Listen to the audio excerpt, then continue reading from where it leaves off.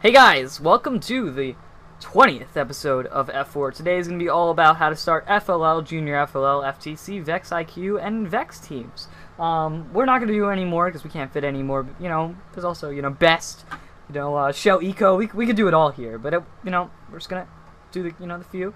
And we have our, nice group of co-hosts here today to teach you all about those programs. So, on my left for you, we have Mr. Colin 2. We have Colin 2 on the left. So, Colin, hello. Introduce yourself. Hi, I'm Colin. 2. Or Colin 2, I guess. I am the manipulator captain of Frontier Robotics, or FRC 1792, and I'm also the media captain, meaning like I built our website and such.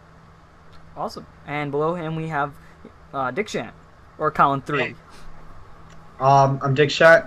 I'm from 226. I do design, scouting, and strategy stuff on my team. And then to the right of him we have Colin 1. I'm Colin Sayers from FRC Team 1719. I'm also the president of the Vex Club 1727 from my high school. So that's kind of the capacity I'm going to be in tonight, talking about starting Vex teams. Yeah, so we're going to structure this slightly different than most episodes. I'm going to primarily talk about Junior FLL really quickly. And then we're going to have FLL talked primarily by Colin and Dick Shant.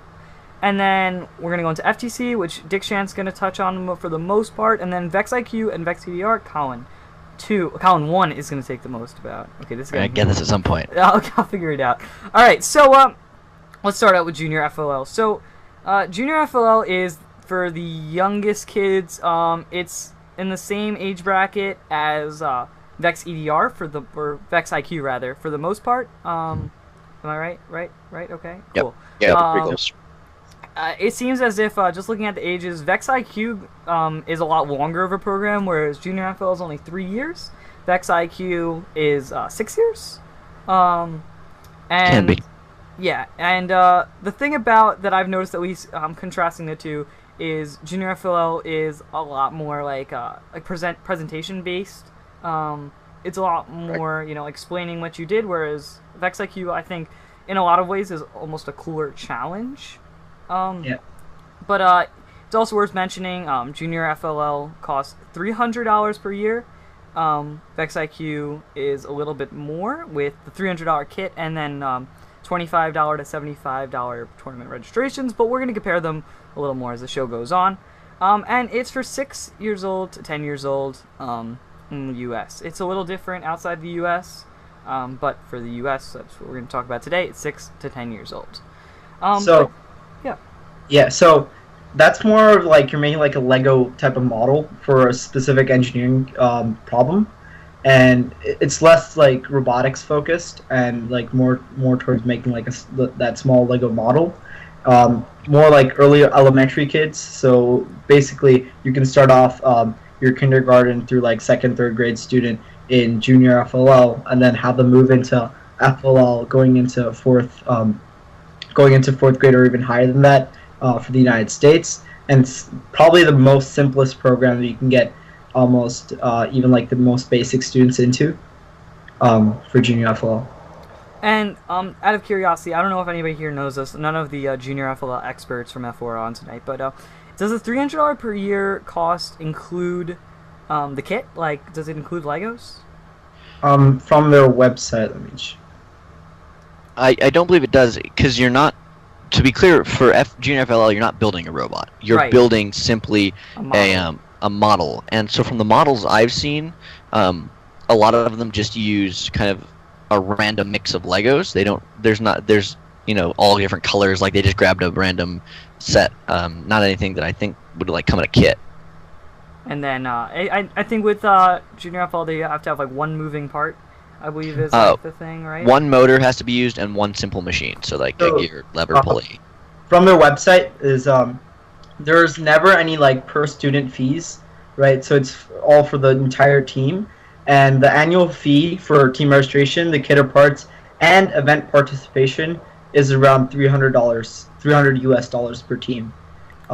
Yeah, and then there's more costs for things like travel, food, team shirts, and like any additional Lego parts. Right. So I'm thinking they probably include like the one motor or two motors or something like that. and then everything else is kind of like you supply.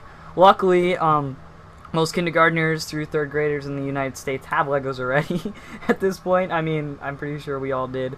So I think that's kind of why you see like a big mix. So even if they did supply a little bit of Legos, people would end up just using their own.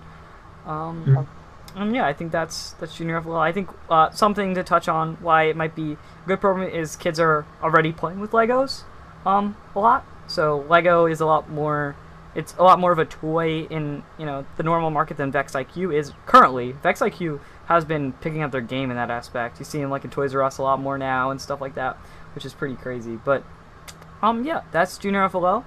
We'll go on to FLL. All right. So and I think FLL Vex IQ is actually a lot more similar to FLL than Junior FLL, because in Vex IQ you do build a robot, an actual robot, where in Junior FLL you're not. And the FLL is completely autonomous. Right. And the FLL and Vex IQ age bracket is actually the same, whereas Junior FLL is just for the first 3 years. So I think it's probably Junior FLL is probably really good for like kindergartners. When you start getting towards third grade, I think it might become a little boring for some kids. Whereas Vex IQ, I feel like I could have fun with right now. Vex IQ kind of dabs a bit into both FTC and FLL like age ranges, right? And yeah, it's a bit less complex than FTC, but it's more complex than FLL. So right. Yeah. All right. Now, so for FLL, we're gonna have Colin take this. So Colin, just start off with FLL. All right, so FLL is good for K through 8, so it's pretty close to Vex IQ, around there, and it's a lot more expensive than Junior FLL. So it's $225 for registration, $500 for the EV3 kit, and it's $50 to $100 per event. So that comes out to a total of $1,000 to $1,500. Wow, I said that wrong. I think $1,000. The 1,000 to 1.5K estimate from first is for the whole team, because like my math skills tell me that does not get to $1,500, But yeah, I think that's for like everything, including like travel, snacks. That would include like the field, things like right. I know that for FLL, like when we look at budget, this is for, since we're starting it, we're gonna talk about like the kits and stuff. But once you actually do start you're talking just the registration and then the money per event. So it's quite a bit cheaper once you actually start it. Except when they change the control system. You can also start buying like expansions and stuff if you want to expand is that, like, new sensors later and years. Stuff? Yeah, there's like extra sensors and stuff. And yeah, so FLL is all autonomous, which is interesting. It's the only all autonomous program out of all of these. So that's kind of a good place to set it apart. And curious, does FLL do anything other than the robot, just like with like Junior FLL? Oh yes, they have a sort of project where they are given like an engineering problem and they have to come up with a solution. Okay. So, for example, couple years ago was Senior Solutions. They had a problem where like had to fix something for seniors or elders. And so a lot of teams would come up with like helping them grab stuff because of arthritis and other problems. Okay. Curious. So the one thing with FLL that I personally don't like is that there's no like real winner, right? Mm-hmm. There is winners per se. The per se is where they get you on that one. Yeah. So like, well, like if you go to Worlds, you kind of win, but that's like you robot win. It's not really project win. It's kind of they separate them. Yeah. So like, how does the like Worlds qualification thing like work in FLL?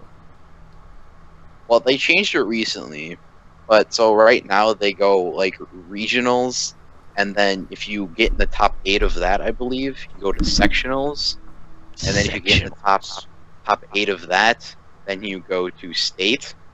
And the top 8 of that goes to Worlds. Alright, and they judge top 8 by, like, robot quality? So, they judge you based on, like, points of the robot and what your robot can do, and then they also judge you based on your project, so you have to present it in a panel full of judges. And, yeah, so basically, it's a combination of the two that'll get you to where you need to go. So just because your robot's insanely good does not mean you'll make it to the next competition. Just because your project has to be equivalent. All right. And then everyone gets a medal, of course, right? Not necessarily. You'll get a medal for getting like an award. Because I know I've gotten medals for like the judges award, but you don't really necessarily get a medal for everything. Does everybody get an award? Most of the time, yes. Most of the time. So that most of the time, that must suck. Okay, whatever. Like, Yeah, the one kid. The one kid who doesn't get one. I was that team where we were like almost like with the last award. That's the judges award. If you got that one. So is that like the award that they give to like the last? Whoever they're Well, like, wait, the poor person. That's the award they give out to teams that they wanted to see to do well but didn't. Got you. Awesome. All right, and Another thing about FLL is that it's primarily like kindergarten through 5th grade. So there's some middle school stuff, but that's primarily like outside the United States. Right. And Right. some places like FIM, First in Michigan, require FLL teams to be in elementary, and then FTC teams to be 6th through 8th. as right. well. Yeah, FLL I think is best for elementary aged kids. Junior FLL is definitely best for like kindergartners, 1st grade, 3rd grade, 2nd and 3rd. I think it's a little bit old. And yeah, I mean we're talking, for team sizes, Junior FLL is the smallest. Very few kids, like 2, 3, most 5 would be a ton. FLO was somewhere around like 5 to 8. It's like 6 to 8. All right, and then FTC was the largest. You can like see like teams of like 10 to 15, but you could probably get by with teams of like 5. And then Vex IQ and Vex EDR were both around 5, from what Colin said, right? Yep. All right. So, on the subject of starting FLL teams, could we kind of touch on this? So, would you guys say that the best way to start an FLL team would be to kind of find an interested family or a parent that would then kind of provide the mentorship, or maybe a group of parents who would provide the funding? Is that generally how these teams are kind of run or started? Yeah. I know in my area, the general way we've started them is we've approached teachers to like support us, and then once we get a teacher's like okay, then we go to like the head of the schools, get their okay, so we can use the school space and get school funding for it. Yeah, I know. Right, currently my mom is working on she's right now choosing between Vex IQ and FL. I think they're end up gonna go choose Vex IQ, but they're working on basically setting up in a private school like a couple of teams, and then work off the school budget, which is a very small budget since it's a private school, and then just have kids come from there. But I think a family, especially for junior FL, definitely a family is like perfect. It's very cheap, and the teams are small, so you have like a couple little kids, like a good neighborhood, 3 or 4 friends that want to do it, that are interested in it. It's a good idea to have a parent start a team. Same with Vex IQ. It's relatively inexpensive as well. Especially kids. Vex IQ, I from what I've seen, it's used in homes a lot less. Yeah, I'm the same on that one. Is $300, but then you also at least have to really buy half field per year. And so essentially, and we see this in both Vex IQ and Vex EDR, technically you can have a functional robot for $300, but it's not going to be competitive at a high level. So if you see like the robots at Worlds, and this might be changing this year because of a rule change, but in the past they've been these giant monstrosities which would contain 3 or 4 kits worth of parts. Right. Which also happened in FLO, which they actually outruled recently. Did they now? Like, so how exactly does that work? Like, would they outrule? So they outruled like leaving parts of your robot on the field at the end, because teams used to have a robot that's a huge box that would separate in multiple pieces that would sprawl across the whole field at the end, and basically they could do everything. So they banned that strategy by like having it so if your robot separates like that, you'll lose points for every separation, to the point where that's like not a viable strategy anymore. So it's much better for teams that can't afford a lot, because they can build about equal to the best teams. And so what they did in Vex IQ is that you used to be able to expand your robot, so you have to start within a fixed area, and then you could just like fold out to cover the whole field. Which in games where you had to like scoop up balls, all the really good teams would just unfold into this giant monstrosity which could grab all of the balls at once. And actually in this year's game, that's outlawed. You can't expand beyond your the max starting size. And this year's game is the Starstruck? No. That's the Vex EDR game. IQ. It's it's like the little like parking. They call them garages, hex balls. Right. Yes. So Okay. they're kind of similarly based. There is still the wall. Right. The Vex IQ game this year has a seesaw, much like FRC Rebound Rumble had a seesaw, Right. and you have to get the things onto the other, cross over the seesaw, and transfer pieces to the other side of the field, and either put them in little garages, I guess Sam called them, or on top of them, and balance on the end, just like in Rebound Rumble for points. Yeah, so it'd be 2 robots balancing both ends, and then it's a cool Yes. game. It's The hard. balancing is worth way too much points, but it's besides. Is the balancing hard, or is it? No, the bridge is like this stupidly complex thing full of magnets that makes it like really easy to balance, and the balancing is worth huge amounts of points. So it's kind of So crazy. it's like exactly like Rebound Rumble in points too. Yeah, I would say. Yeah, because in Rebound Rumble the balance is like way overpowered. I want to say what Rebound Rumble is, which you're referring to. Oh, the right. 2013 FRC game with these 2012. seesaws that you try to get 3 giant robots on, and it was horrible to watch because you get that third robot on there, and then it would like teeter, and then it would tip, And then it would the all robots- fall, and it all Yeah, it's crush into each dead. other. Yeah. Okay, so There were some very interesting strategies for that year. yeah. So before we get too far into Vex IQ, we're gonna touch on FTC, and Dick Shant's gonna lead this one.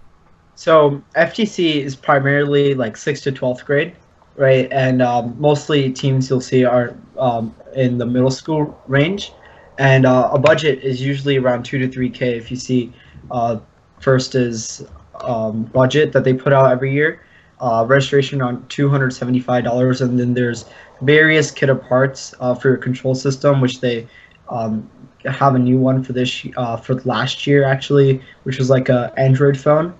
And yeah, it's unlike FLL where you're actually building a robot which you control. And what size is the field? Like 12 by 12? Yep, Yeah, 12 by yeah. 12. Okay. Yep. And yeah, much more complex than FLL, right? And this is where you start seeing some more engineering mentors, right? But you don't necessarily need that to be too competitive. But yeah. Yeah, so like I've done a little work with FTC, like volunteering at events. It's definitely a much cooler program in my opinion than FLL. You start to actually compete like on a bigger scheme. There's eliminations. They're autonomous and teleop are separate, so there is a teleoperated period and autonomous period. The robots are metal. They are a lot heavier. They're a lot larger. Well, actually, they're really not that much larger, but they're a little bit larger. And they're a little more complex in basically every way. Most teams will end up using like the Tetrix kit, Right. but the rules are actually now much more open, where you can do some more custom things like you would do in FRC. But yeah, Yeah, so Well, and you see, especially at the top level, the custom things really come into play. right, so you look at top level FTC teams from this year. A lot of them had like custom drivetrains that they like actually got like CNC cut, and like like tape measure climbers that like looked like an FRC tape measure climber. Like you got a lot of people doing a lot more. You can there's a lot bigger of a gap between what you can do in FTC FLL, compared to like Vex. So with Vex you're locked down to like the parts that they give you for they sell for the most part, whereas FTC it's really open in what you can do. Also, FTC, a lot of teams come off the back end of FRC teams because of FRC teams can get very large in size, so they'll split it off into FTC teams because you can work around each other because there are different times during the year, and then Right. they're in like you build in like the same area. So if you use a metal shop for FRC, you could probably use a metal shop for the FTC. Yeah, and FTC can be really cheap, especially if you're going the route of not using, stuff from Pitsco for the most part, so Tetrix, and doing a lot of custom stuff. I mean, you're talking because as you go on, yeah, like Yeah. your first year startup cost might be like a bit much, but then as you go on, it gets cheaper. Compared to Vex, it's significantly cheaper if you're going the route of custom. So yeah, that's something to think about, because I probably, Vex IQ competes with FLL for the most part, and FTC competes with Vex for the most part. And yeah, FTC was basically created to compete with Vex. Because Vex used to be part of FRC and they split it off. Yeah. History lesson. So for starting an FTC team, I think this really needs to be done through a school, because the financial and engineering difficulties are much greater. Definitely. Yeah, FTC. It's. Yeah, you. Sorry. Go. All right. So for FTC, I would say that you don't need as many sponsors as you might need for FRC. You still would like a few because of the cost that you can get from it, especially if you want to go all custom and you need to send out parts to like SCNC mill and such. Your sponsors can jump in for that. Right. So yeah, FTC, you could take FTC very far. The comment about like teams piggybacking off of FRC teams, I would say that goes for Vex a lot as well. I know a lot of really top-level teams have Vex teams as well. So you'll get teams like 254 is very big into Vex. And 118 as well. They were on Einstein. They were not Einstein. They were on the Einstein of Vex this year. Were they not? 118 was. 254 Right. Actually looked really good and then crashed and burned a little bit. Oh, so what they did in FRC as well. Got it. So yeah, I mean that says something. You have top-level teams, competing. In the top levels of Vex. And you don't see that as much as FTC. So, if the top level teams are choosing Vex, that's the right option, of course. Right? Right? No, but... Sure. Not necessarily. One thing about this is that if you're ever looking to start a FLL or FTC team in your area, and you're not sure where to go for mentor support or financial support, it might be a good idea to look up some established FRC teams in your area, and they would be more than willing to help you start a team and hopefully gather some even like student mentorship, so you can work on your programs. Yeah, so everybody wants to be able to write that down on their chairman's presentation. Exactly. I think that goes for really any program that we're talking about today. Like finding an established FRC team, or even Vex U team if you're starting a Vex team, is probably a pretty good idea. Vex U probably less because there's no like incentive, but I do know some Vex U teams help. And some of the Vex U teams are awful. But yeah. Also with Vex is that it's around the same time as FRC, so you might be hard pressed to get student mentorship for that. Right. Not Vex IQ, right? Vex IQ is a slightly... They're both all year long, but so like it really depends. So I'm on a Vex team and an FRC team. My Vex team generally go really hard out in the beginning of the year so we can get our qualification to the state championships. Yeah, the state championships are during the FRC build season, right? And then right.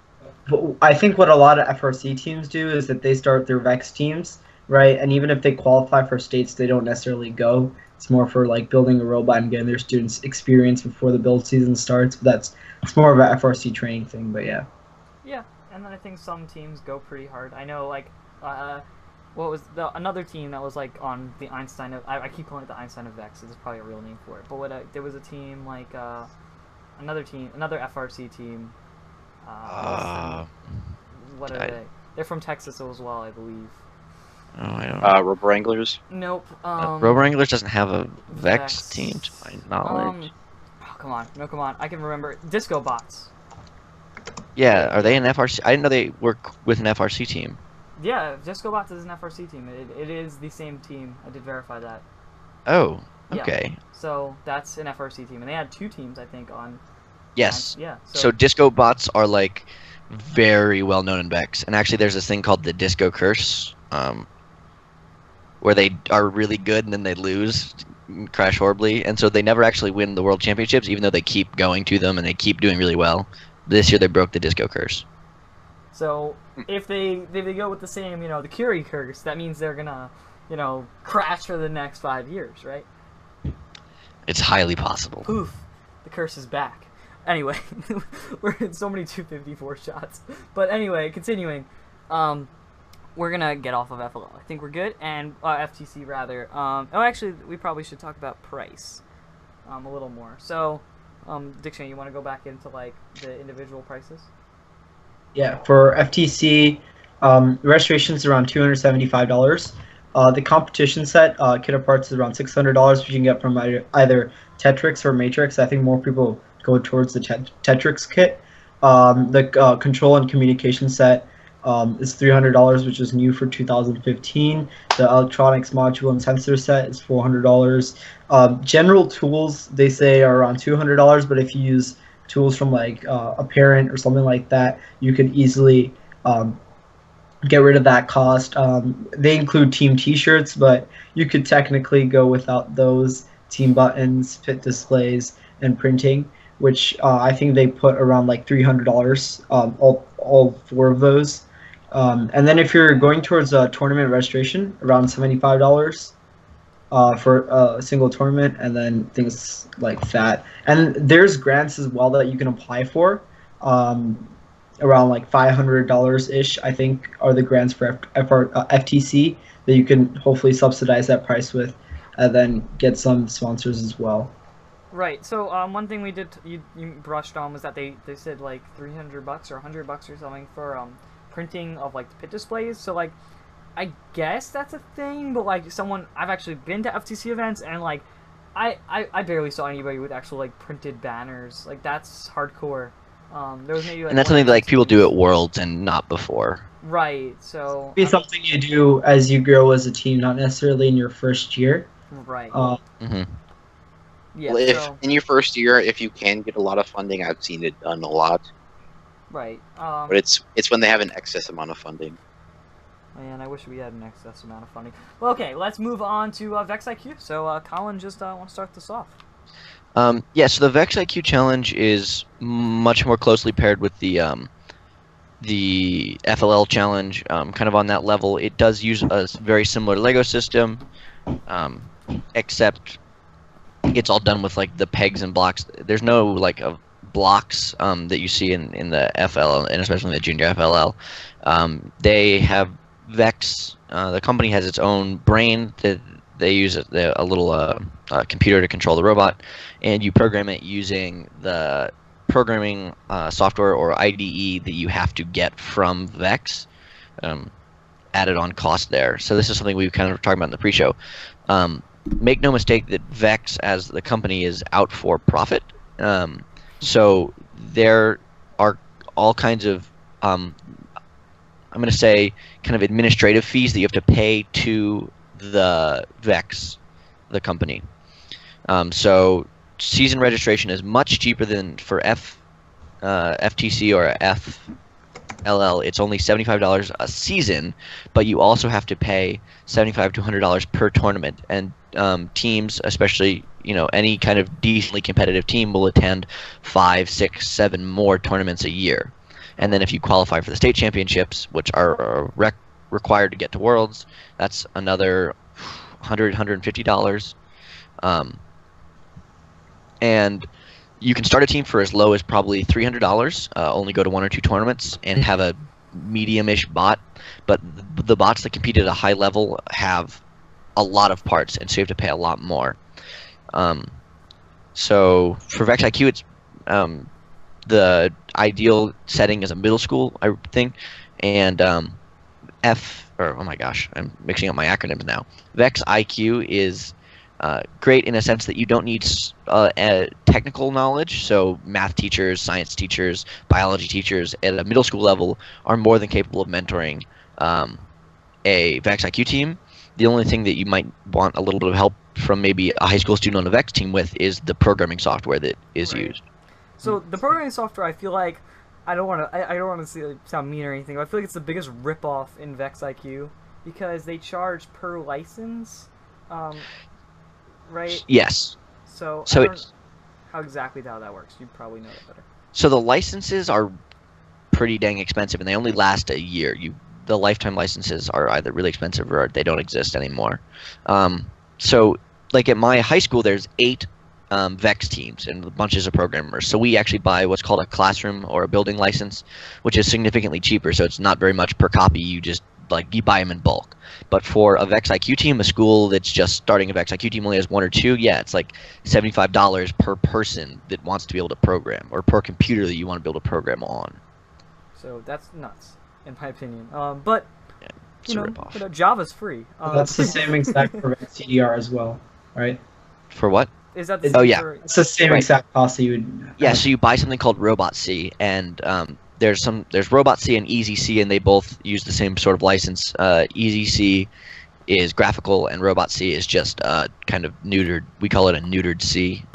Got you. So I guess if you were trying to start the Vex IQ team in the elementary level, Easy C would probably be a good idea, and if it was middle, you might want to try Robot C. Would be that how you would break it down? I think it really depends on an experience level. So a lot of middle schools will do 6th and 7th grade. They'll do Vex IQ using the Easy C system, and then Right. in their 8th grade students will actually use Metal Vex and get used to the Robot C, the text-based system. Okay.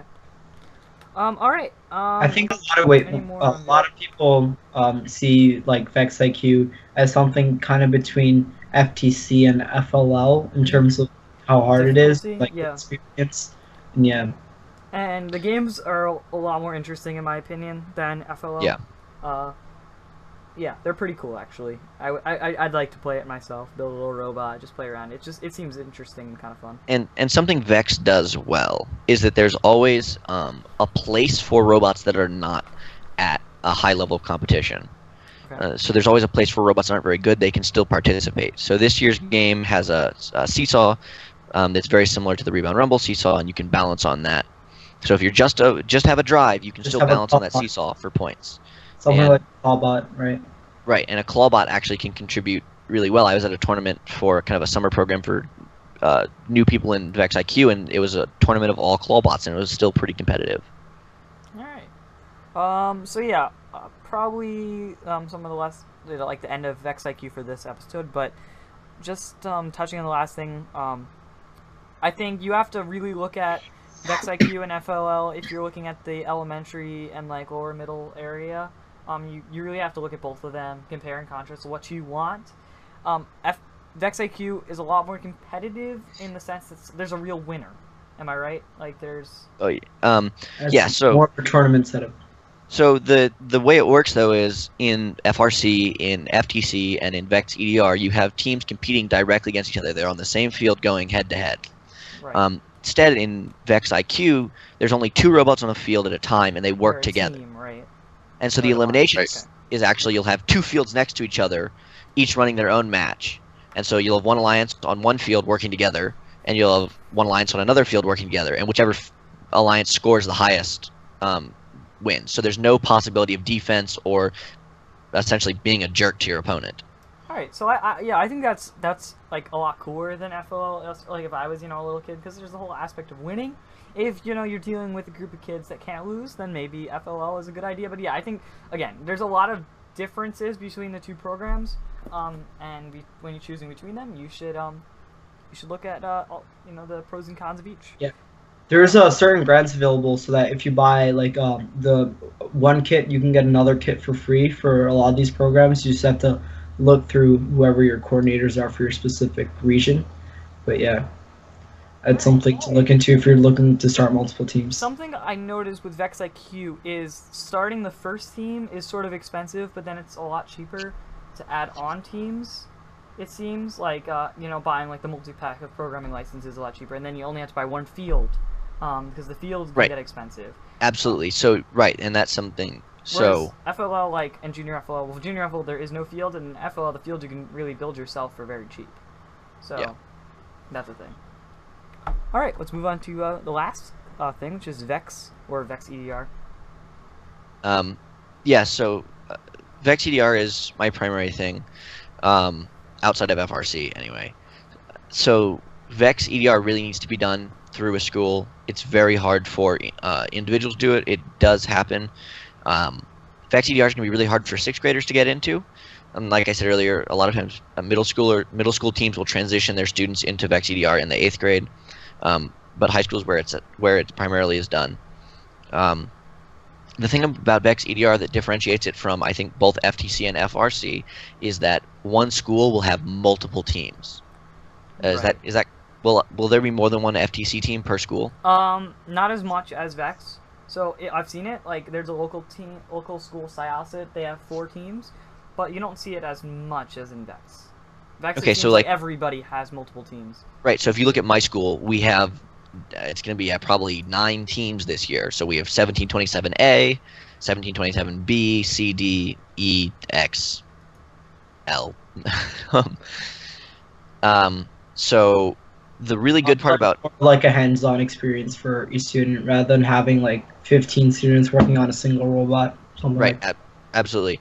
And there's much more. Vex is, I think, much more focused on the learning experience than FRC. Not that Vex is a better learning experience, but they do different things, and FTC as well. So FRC and FTC, you build one robot a year, and you best plan very carefully and do a very careful design process and make it good because you only get one shot. Oh, well, Vex, FTC not really. okay, So but FTC, you can actually build a whole new robot between events if you wanted to. but it is a shorter season, right? So how long is the FTC season exactly? So, yeah, FTC is a slightly shorter. Well, not really. So it's kind of similar to Vex in that like there's a lot of qualifiers like going up through like the fall-ish area, and then like the larger tournaments start getting towards like the FRC build season, and then the World Championships is at the same time as FRC because well, it's there. Yeah. So yeah, there's like state qualifiers and then like super regionals for Vex for FTC rather. So it's similar in that the season can last all the way through the build season. Yeah. So the way Vex EDR works is it literally never stops. When the World Championships ends for Vex EDR, they announce and Vex IQ actually they announce the next game right there and then. Right. But anyway, so Vex I think focuses much more on the revision process. So you'll build a robot, and then you'll probably rebuild that robot 3 or 4 or 5 times during the season. Right. So you much more get that design, review how it worked, take it apart, rebuild it, try again. And I think that's really valuable. Yeah, so like that's probably a thing you can do in FTC, but FRC, no one does that really. Like right. You might talking, I can probably count the amount of teams that have built a whole new robot between events on like 2 hands. So right, and so the other part about Vex is that there is no custom parts. You have to use parts from Vex, and that's both a blessing and a curse. It's a curse in the fact that the Vex company has a monopoly, so they can charge whatever they want. It's a blessing in the fact that you don't have to have any machining experience. You don't have to have any really mentors who are familiar with the technical side of things that know how to use a mill, or you don't have to have a CNC machine. In fact, those things do you no good. So it kind of lowers the bar in a way that you don't have to have those things to be competitive. Well, you still can modify the parts, even though they are like you can still cut them apart and right. So you can run a Vex team with a Dremel and a bandsaw and and compete at a very high level. Right. Can you like water jet into like the stuff, or is that like not allowed? Kind of, sort of. So if you they look sell at the polycarb that you can like cut. yeah. Teams have used that to make like cams and things like that. You can only use a very limited amount of polycarb though, and you can cut all the pieces in any way you want. But like if you look at the Vex metal, it's kind of like the FTC stuff where it's full of holes, and you have to use that metal that's full of holes. So you could water jet cut it, but it would be a mess. Yeah. There's no point. Yeah, there's no point. So I guess we should probably talk about pricing really quick with Vex EDR. So Vex EDR, it's really expensive to start, and it kind of goes down hill in price after that. So a Vex IQ robot that you'll see at the World Championships will have upwards of $2,000 of parts on it. Okay. But you don't have to shell out $2,000 all at once. So my school's team, we have our budget per team per year is $500, but we're an established team. Right. So our first year we were a team, way back before I was around. You shelled out $500 and you bought just enough parts to build a robot. And the next year you would shell out, $750 and just build on it slowly over a couple of years. So 10 years down the line, you're not buying all new motors every year or new pneumatic sets or new brains. You're just kind of replacing parts that break. So, and of course, paying for competitions. Right, so I think that goes for pretty much every single program. It's like, the startup cost is going to be a lot more expensive than sustaining. I think FRC is probably the one program where like startup cost is not that much different than sustaining cost. Because every year you have to, put in your $5,000 at least just to register, along with robot parts. Generally, you can't really reuse that many robot parts, whereas like with Vex IQ, especially, I mean, Vex IQ you can reuse everything. Vex EDR you can reuse a lot of stuff. FTC you can reuse again a lot of stuff, and FLL, well, they're Legos, so you can reuse it. Right, and so that's the part about the blessing of Vex not having any custom parts. You can't reuse custom parts. Right. So guess that's pretty much it. Do you have anything to add for any of these programs? Yeah, so basically, if you look at the programs, we had a lot of U.S. focused stuff, but Right. I think the more international programs are FLL and FTC, right? I would really I disagree think with you FLL there. is most international, right? You can find that like in many more countries. I don't know as much about Vex though. Vex has Yeah, a Vex lot is of very international, especially at the EDR level. So like the powerhouse teams for Vex EDR are all from China and New Zealand. Really? Did not know Yeah, that. America's totally kicked out of the Vex leagues, except Yeah. for like Disco. That's gonna happen this year, man, guys. So you know, with the China regional happening, I mean, you saw the 118 clone. FRC is going down. America's just gonna start losing to China. See, I don't know that that's so true in FRC. So like the thing I notice, and this might be a little bit stereotypical, but people on the Chinese teams tend to specialize. So when you talk to them, all the people on the Chinese Vex teams, like their only club is Vex. I do, sports and FRC and Vex, and I play in the band and whatever. But people on the China teams I've talked to tend to just do Vex, and so they can commit huge amounts of time over the course of a year to it. And in FRC, everyone already commits huge amounts of time. Right. That's actually a really good point. I never thought about that. But anyway, we are rambling at this point, and we're technically 5 minutes over, but we are definitely under. Whatever. Again, I'm rambling. Thanks for watching. Next episode is on, I don't know. It'll be on the website. And, yeah, that's a good chance to check out the website, F4.network. We have a store there now, so if you want to buy t-shirts, mugs, whatever you want to buy, it's probably there. Are there mugs? Do we have mugs? Oh, we have mugs, sweatshirts. We have a teddy bear, umbrellas. Yeah, we have umbrellas. Yeah, we Uh-oh, I gotta get in on this now. Our next episode is on how to engage members in the preseason. All right, so that's good So- since the preseason is like next week. Right around the corner, yes. Yeah. So the Probably gonna preseason's hear a lot happening, of guys. stuff, the Vex stuff. Right. So Sweet. yeah, thank you for watching. Have a great night. Hopefully, the reason why we have 6 viewers tonight is because of the Olympic opening ceremonies, closing ceremonies. Closing. Hopefully it's and, not going to suck. Yeah. See you guys next time. I was watching both.